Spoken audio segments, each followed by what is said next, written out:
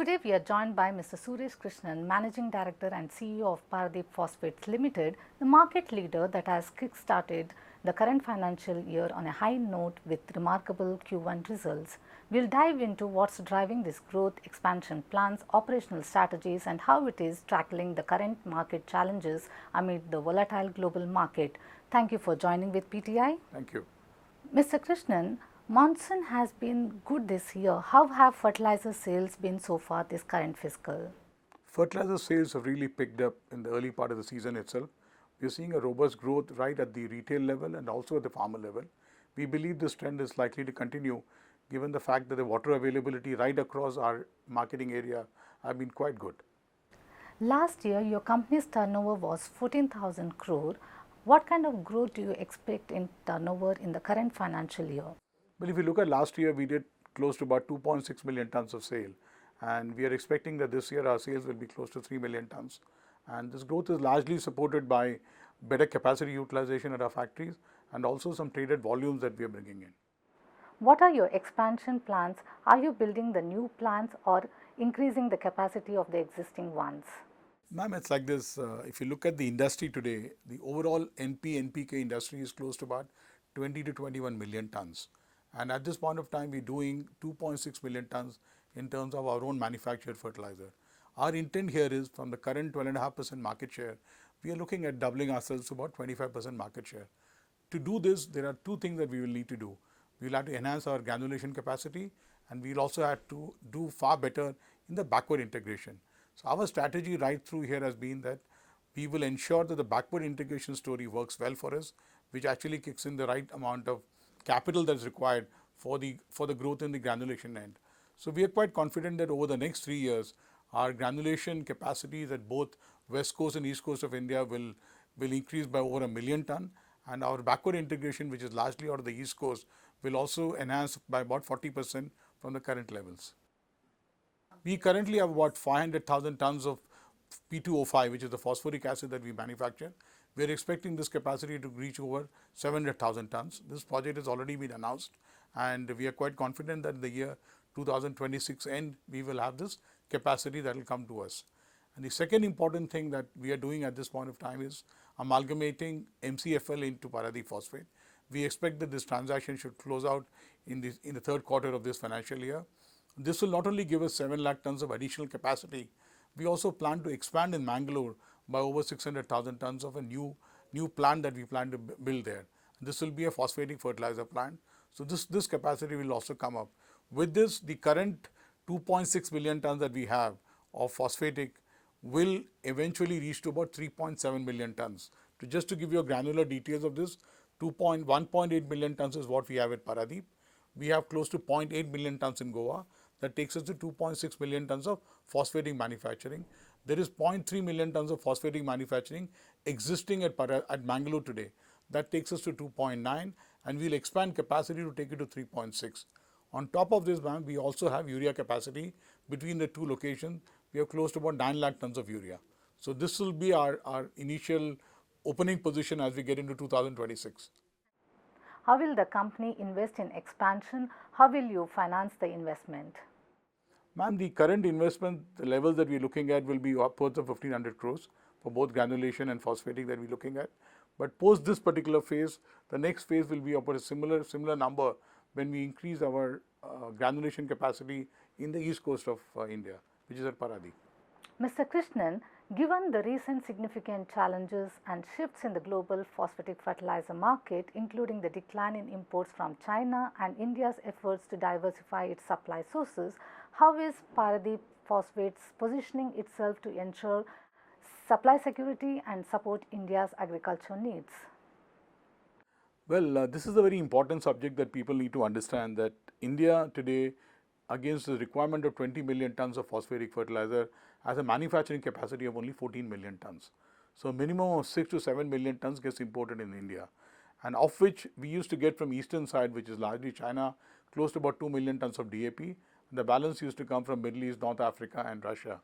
This 2 million tons certainly has been a challenge for the sector in terms of sourcing. But I must say that both Morocco and Saudi have stepped up the quantity of fertilizer being made available to India. So they have come in to a large extent to fill up this particular gap is concerned. Coming to Paradeep Phosphate, I think what we are doing is, of the 6 million ton that we are importing, we believe that India's own production for this Atmanirbhar strategy that the government of India has needs to really create more capacities. Given this, we are already setting up larger facilities both in the west coast and east coast. So we believe in the next 2 to 3 years, India's capacity from Paradeep Phosphate will significantly reduce the import dependence. Despite the strong backward integration, Paradeep still imports some of the raw materials like phosphatic rock and ammonium. What challenges do you face in managing the import dependency? Ma'am, phosphatic fertilizer, when you look at it today, most of the companies in India make phosphatic fertilizer based on phosphoric acid being imported. When we talk about backward integration, it is our ability to make phosphoric acid. And as you rightly said, for making phosphoric acid, we have to import rock phosphate. Today, we have 500,000 tons of annual capacity of phosphoric acid at Paradeep in eastern part of the country. To manufacture that, we need close to 1.6 million tons of rock phosphate. And the good thing is this entire 1.6 million ton is available to us on a long-term basis with OCP in Morocco. OCP Morocco primarily controls over 70% of the known rock reserves in the world. So they are a solid partner for us, both on an equity end and also as a strategic partner for our manufacturing. So this is how we look at phosphoric acid. But along with rock phosphate, to make phosphoric acid, you also need sulfur, because phosphate rock and sulfuric acid react to make phosphoric acid. When it comes to sulfur, we at this point of time need about 400,000 tons of sulfur annually. We are expanding our sulfuric acid capacity from 1.3 million tons to 2 million tons annually. That expansion should be completed in the next 3 months. So this is a very important expansion that we're doing. Our requirement of sulfur comes from Middle East, which you know that there are a lot of refineries in the Middle East which export sulfur. And secondly, we also get sulfur from Indian refiners. And IOC is a next door refiner for us, and we are able to get quite a good quantity coming in from there. So you are right that we have an import dependence, but the import dependence is fully covered by very strong contracts that we have on a long-term basis, which is what is the differentiator as far as our company is concerned. Could you share how many countries Paradeep Phosphate currently has long-term supply agreements with, and are there any plans to explore partnership with new countries in the near future? Well, largely speaking, our rock is coming from Morocco, which is a long-term arrangement of 1.6 million tons. And in terms of the other raw materials that we have, whether it is ammonia or sulfur, we do go to the other countries in the Middle East, which includes Saudi Arabia, which includes to some extent the UAE, which directly or indirectly which gets into India, and also Qatar. But when it comes to sourcing, I think the larger dependence for the sector is primarily from these countries, and Russia also being there for finished goods in a big way. And we believe that we'll get our relationship going deeper in these countries and try to get more quantities as we require. As far as rock phosphate is concerned, I can very confidently say that we have the necessary tie-ups available in Morocco. So our incremental requirement of rock phosphate will certainly come from Morocco. But when it comes to ammonia and sulfur, we are in discussion with the Middle Eastern parties, and I'm quite confident that some of those relationships will mature itself for major long-term supplies. With the rising input costs and geopolitical uncertainties in the current year, how is Paradeep Phosphate managing these challenges to ensure stable production and pricing? Ma'am, we have a good, attractive commercial terms when it comes to long-term arrangement for rock. And so that is the first big positive that we have. And all our raw materials that we source today, the way we have structured our pricing formula, they are able to have a linkage to the global market. So we always are in a position to manage to get the right kind of pricing which is there. So which is a big positive that we get to see. How effective is the government's nutrient-based subsidy scheme in stabilizing the prices of phosphatic fertilizers? Ma'am, the NBS scheme which was introduced good 15 years back, I think has been one of the most positive policy initiatives as far as the fertilizer industry is concerned. This has ensured one very clear thing, that as far as the industry is concerned, there is a visibility of profits for the industry. When there is a visibility of profit, you obviously are creating what I call as capital, and this capital is required for growth.